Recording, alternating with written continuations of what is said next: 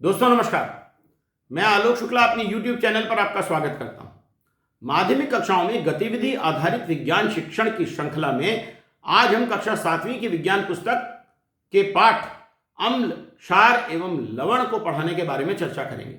पर आगे बढ़ने के पहले मेरी चैनल को सब्सक्राइब कर लीजिए और बेल आइकॉन भी दबा दीजिए, जिससे हर नए वीडियो का नोटिफिकेशन आपको मिलता रहे। अगर वीडियो अच्छा लगे तो इसे लाइक और शेयर भी जरूर करिएगा। आपकी पुस्तक में अम्ल, क्षार एवं लवण के गुणों के विषय में विस्तार से बताया गया है। बच्चों को पुस्तक के अनुसार इन गुणों की जानकारी दीजिए।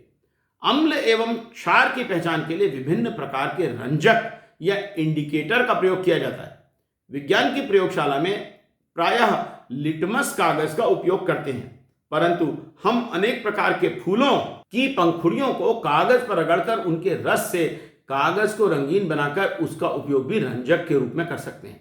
इस कागज का उपयोग अम्ल और क्षार की पहचान के लिए किया जा सकता है। उदाहरण के लिए गुड़हल के फूलों को कागज पर रगड़ने से कागज नीला हो जाता है। इस कागज को यदि अम्ल में डालें तो लाल हो जाएगा और क्षार में डालने पर पुनः नीला हो जाएगा। इसे आप YouTube पर क्रिएटिव कॉमन्स लाइसेंस में उपलब्ध इस वीडियो में देख भी सकते हैं।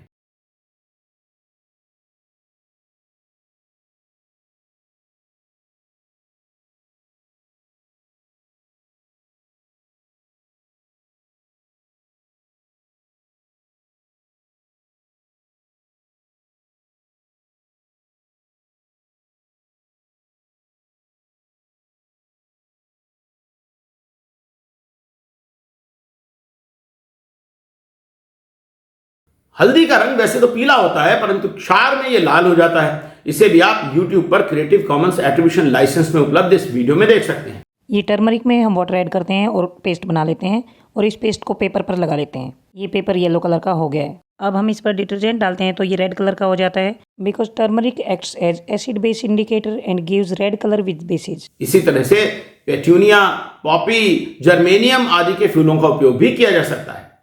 लाल पत्ता गोभी और लाल मूली का उपयोग भी आप कर सकते हैं।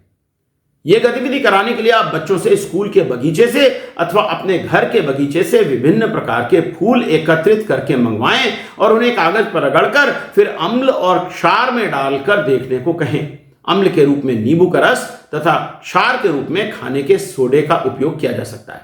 बच्चों से इन फूलों की एक तालिका बनाकर उनमें अम्ल तथा क्षार में उनके रंगों को लिखने को कहिए।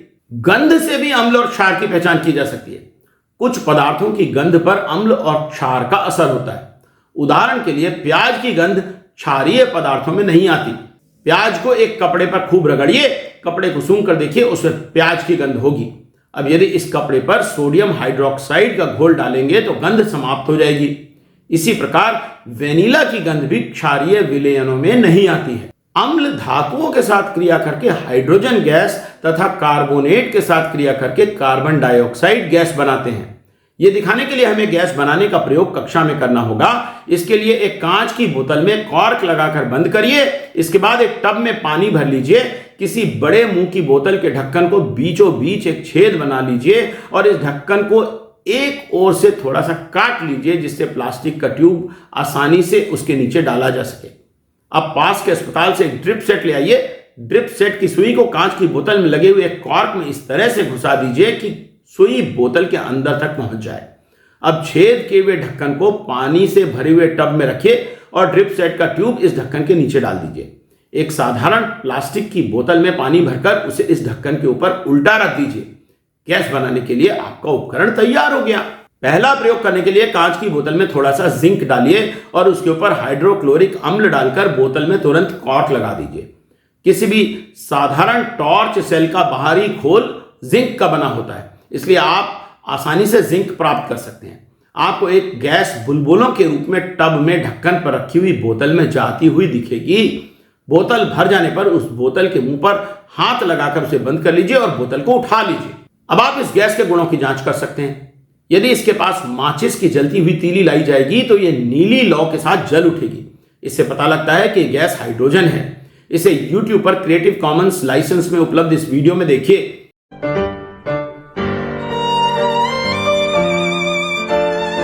यह प्रयोग करने में सावधानी बरतना आवश्यक है, क्योंकि इसमें आग लगने का खतरा है। इसलिए ये प्रयोग शिक्षक ही करें, बच्चों से ना करवाएं।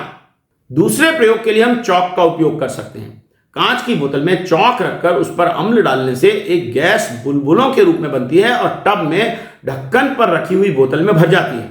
जलती हुई माचिस की तीली इस गैस के पास लाने से तीली बुझ जाती है।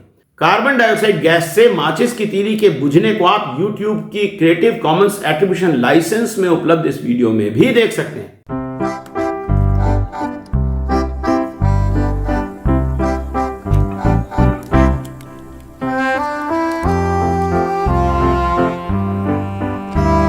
इस गैस को चूने के पानी में प्रवाहित करने पर चूने का पानी दूधिया रंग का हो जाता है। इससे भी पता चलता है कि यह कार्बन डाइऑक्साइड गैस है।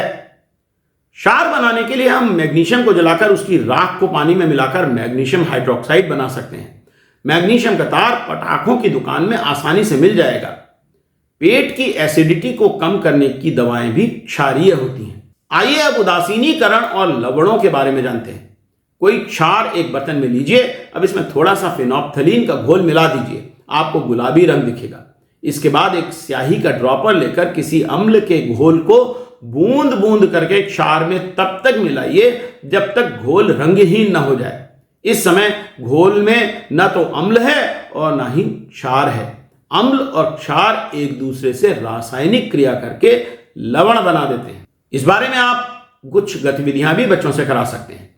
बच्चों को अपने आसपास घर तथा बाजार में मिलने वाले अम्ल, क्षार तथा लवणों के नाम तथा उनके उपयोग एक तालिका में लिखने को कहिए।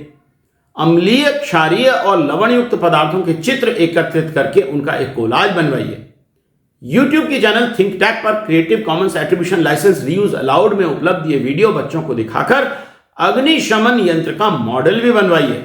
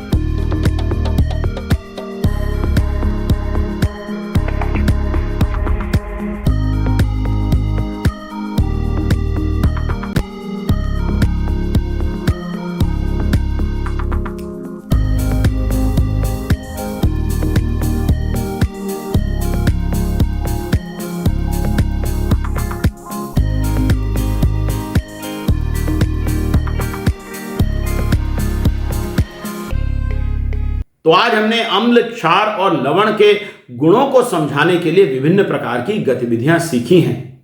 आज के लिए इतना ही। जल्दी ही फिर मिलेंगे कक्षा 7वीं के विज्ञान की पुस्तक को पढ़ाने के नए तरीकों की गतिविधियों के साथ।